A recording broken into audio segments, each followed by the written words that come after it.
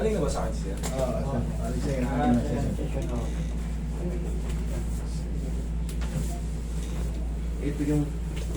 Kailan kayo nagpunta sa akin nung dati? December pa po sir. December 8 pa. Nagkita yan. Sabat yun eh. Kumusta Upo na po po kayo kayo? dyan, sir, para masarap po yung... Ang naging ano po tayo nung binalong ko, nagpag-inisip ng likod ko. Tanggal na yung sakit ng likod mo. Nagewang ko. Nakakatay na ako ng matagal na nakatayo kasi may hinahawakan na ako. Nagaso kapag nakatayo ako sir, parang gumigewang pa ako ng ano. Lost power pa. Oo, lost power pa. Okay. Ang nung unang session natin, ang nawala, sakit ng balakang mo. Di ba binigyan na ako ng pakiramdam? May kurot na ako. Dati wala kang pakiramdam, di ba? Wala akong pakiramdam. Ito pala yung precision, yung kinukurot ko, kahit anong kurot, wala talaga. Oo, Pero nung kinurot ko nung pa-after, Meron na. meron. Aray! Oo, meron. okay, Ayun na. nawala na yun. O kahit pa paano may changes. Pati nga ulit, reviewin ko lang kasi pagka habang tumatagal kasi dumadami yung pasyente, nakakalimot ako pagka ano.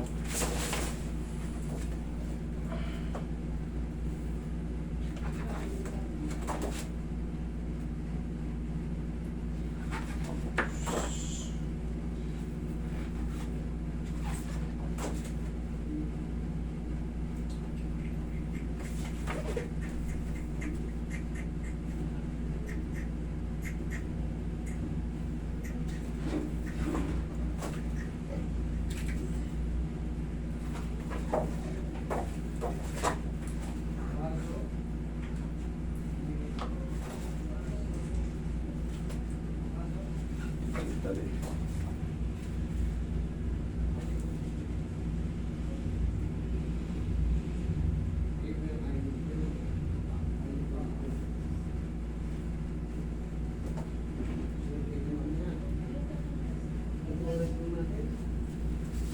Sobrang ninipis pala naman talaga. Sobrang ninipis ng mga ano. This.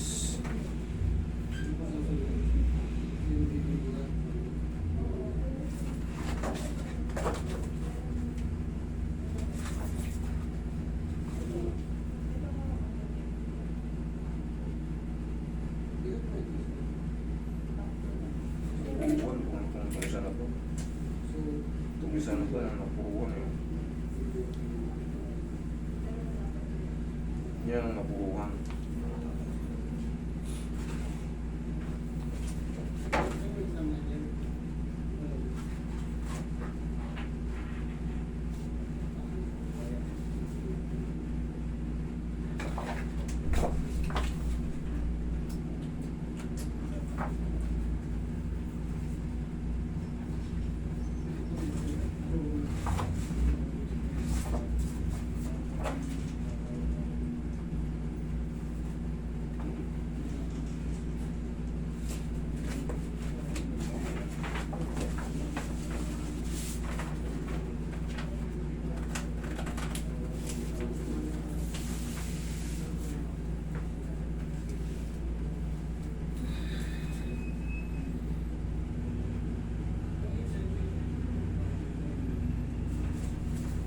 Ano ulit nangyari sa'yo?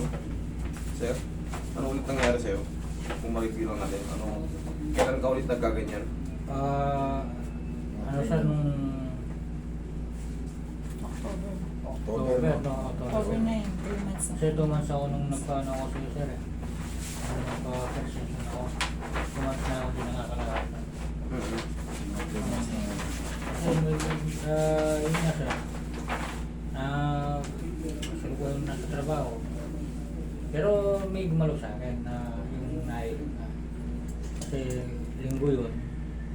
Pero after nung 3 days noon, bigla na akong humina. Nung nahilot ka after 3 days, Nung napuruhan yung ano na eh. Napuruhan yung... Yun ata yung ulit yung sinabi ko. Nung una, Nung una sir. nandito. Oo sir yan. Nagkama dyan. Tignan ko ako ng ano. Nagbalik pa ba yung ano? Dati ito wala tong pakaramdam talaga. Talagang kahit anong kurot mo. Yung masakit sir. Masakit. Okay. Kala ko nagbalik na naman eh. Once kasi may pakaramdam na yan, siyempre nagsa-circulate na yan. Oo. Dati kahit anong kurot natin dyan, talagang wala. Sige. Ang mahalaga, nawala yung sakit ng balakang, nawala yun. No? I-review ko lang ulit kasi lumipas yung ilang linggo. Pagka dumarami yung pasyente, kung ano-ano pumapasok sa isip ko, kumbaga naghahalo-halo.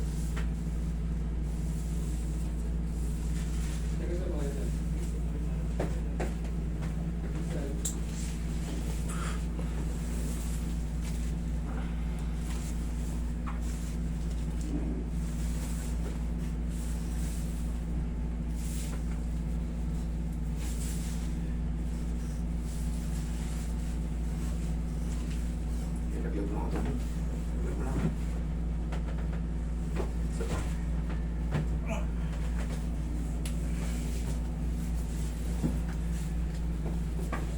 Higa ka pa tagilid. Sige. Kaya pag- Pagkaya sa dyan. Oo. Sige, huwag mong tulungan. Oo. Dati, lupay pa yan eh. Oo, sir. Okay. Okay. Nice. May lakas na pala yung paa niya eh. Kaya sir, Ha? parang wala nga kabugtuan rin nga, sir, parang wala akong balance na ano. Di ba, balik ba? Yung mga nerve damage yan, less pa yung supply.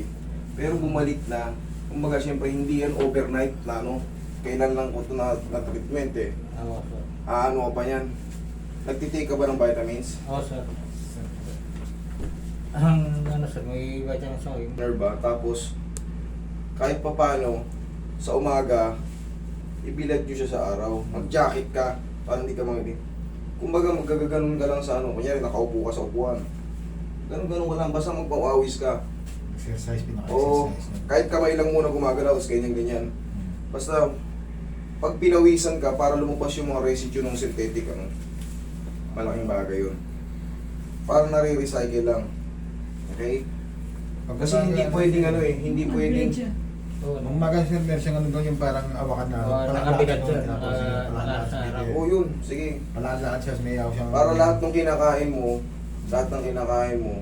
na masusustansya or matataba man, o maaalat, na hindi na pupondo. Kasi baka magkaroon naman ng pagka magkaroon na ng iba ng epekto pagka puro gamot. Huwag ka matakot magbilad. Okay, kabilang side. Sige. Okay. Okay. Nice. Kita mo, lakas mo na. Buhay na yung niya, lower niya. Kahit pa paano dati, talagang lupay pa ito eh.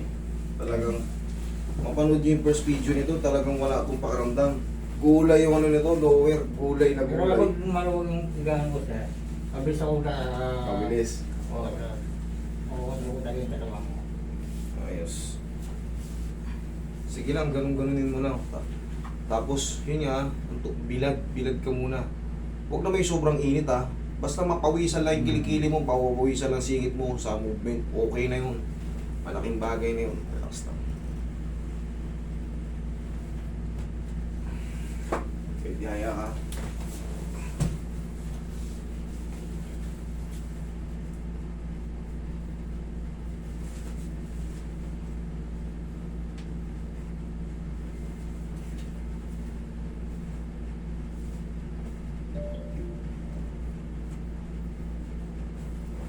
Iba na rin kulay ng niyo. Kaya yung mga ugat ko sir, parang Ano po? kaya yung parang nag-iinit yung mga kapag tumatayo mo, parang lumalakad. Ano yan? Ano pa nga, nerve problem pa nga. May nerve, hindi pa lahat hindi pa lahat naka-recover. Kaya nga ako, sinasabi ko, mag-vitamins kayo sa nerve. Bumalik lang yung siyempre, bago-bago pa bumalik lang yung pero hindi pa siya totally naka-recover, hindi pa nag-regenerate ulit yung mga... Siyempre, kita mo, lupay-pay ka na Oo, sir. gulay ka na dapat. Pero sa tulong ng isang adjustment, Malaki na rin. madulas. Sige, tulungan mo lang ito. Madulas yung umiigkas kahit malakas na si sir, umiigkas Diyan ka ba mas malakas? O sa kabila? Kaya dito sir. Sige. Tumutulas yung sa may medyas niya. Yan. Basta dun sa higaan, maglikot-likot ka muna ron. Ibigay sa masaya para alis yung... Oo, magbiling-biling ka ron. Sige lang. Sana bumalik ka agad yung lakas mo. Pero unti-unti na natin nakikitaan ng changes eh. Oo, Sana umano pa. Magtuloy-tuloy na.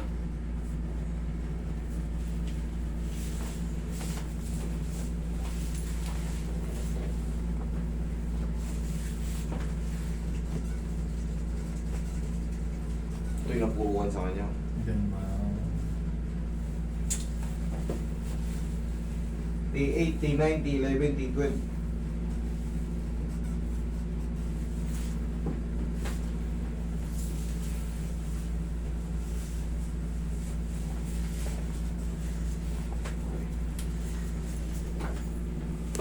Tapos, kahit sa isang linggo, tulong-tulungan nyo si sir mag-massage yun. Yung pamassage yung paa niya.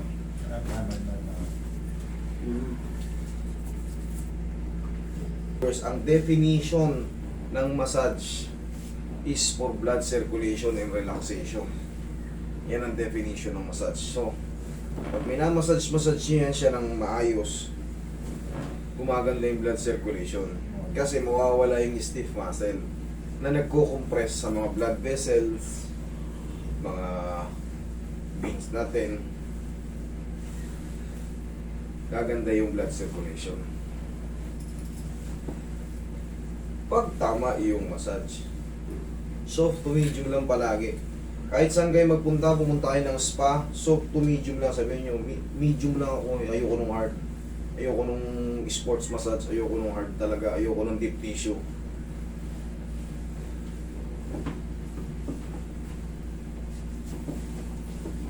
Kasi marami nang pumunta rito, nagpamassage. Puro pasa yung katawan. Puro pasa, sobrang diin. Kaya madalas ko inuulit.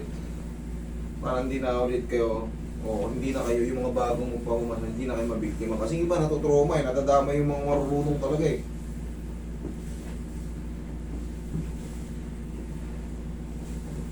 Kaya sa'yo master, di pwede nga nito, may dito dahil sa'yo kasi parang gout sa'yo, mas palipat-lipat yung sakit sa akin. Gout? Parang gout siguro. Kumain ka ng celery. Celery, carrots, green apple, cucumber, i-blender mo. Para baklas ka agad dyan. Pag gout kasi malalaman mo, namamaga-maga. Una, Master, dito. tingnan mo, sa dito. Dito. Medyo magato master, medyo magaling, medyo. O yan, Medyo masingit to. malaking posibilidad gout. Magpa-blood chem ka, tihaya. Para sure ball tayo. Pa-blood chem ka. Medyo matas na uric ko yan. Ay, huwag mong pang-massage pagka celery lang. Celery, tsaka carrots, green apple, Cucumber. Blender mo. Saglit lang yan.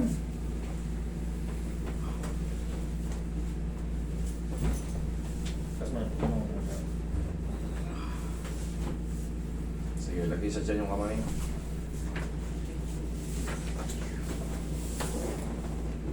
Okay, inhale. Sige,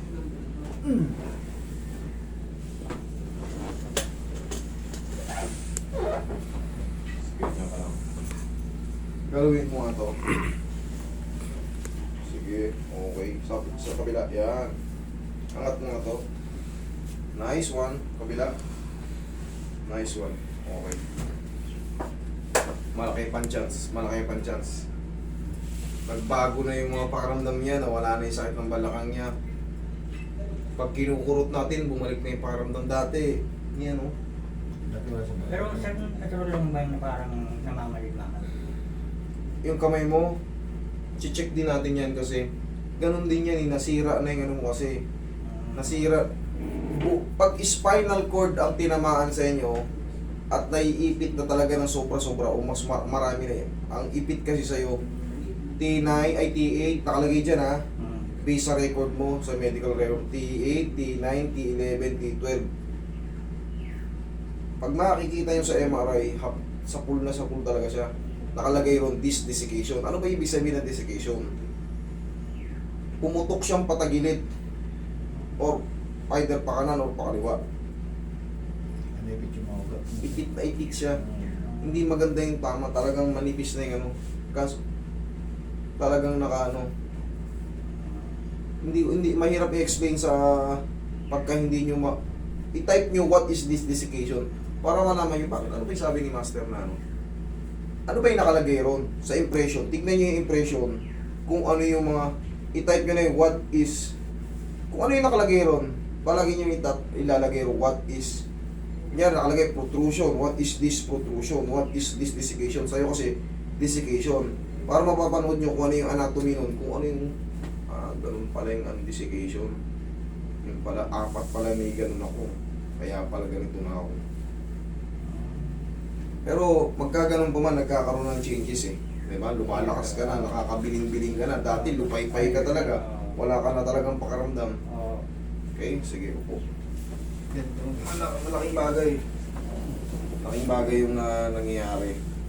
Siya pag na-off siya, hindi siya sumasakit, sumasakit yung ano niya eh. Dati, di ba? Ngayon, kakaano na siya. Sige sir, bilad nyo siya sa umaga yung mainit na araw. Tapos magagaganon ka lang sir.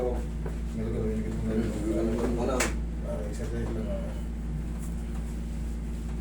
Ha? Tapos,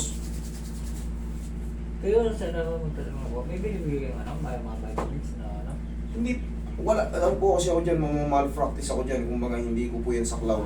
Ang gagawin nyo lang, kahit over the counter lang yun eh. Hindi, yung doktor, yung surgeon, ay ano yung euro may binigay sa kanya. O yun, basta sinabi ni Doc yun. Oo, Basta sabi yun. lahat yan, general naman na yan, marami yan eh. Marami yan. Yung euro lang. Pangalan lang, hindi lang ako pwede magbigay ng ganyan kasi nga, ano ko, mag-grounded ako dyan. Hindi naman ako, ano eh, hindi ako doktor, hindi ako pharmacist na nakakalam. Hindi, ano, yung- Pero kasi yan, basta sinabing vitamin sa nerve, marami yan. Yung binigay Kayo na lang bahala mamili, okay? Sige po, ingat kayo ha, palakas kayo. Pagkita kayo ulit, 1 buwan, 2 buwan, para mag-regenerate yan. Okay, at least, kita nyo naman yung changes sa ginawa ko.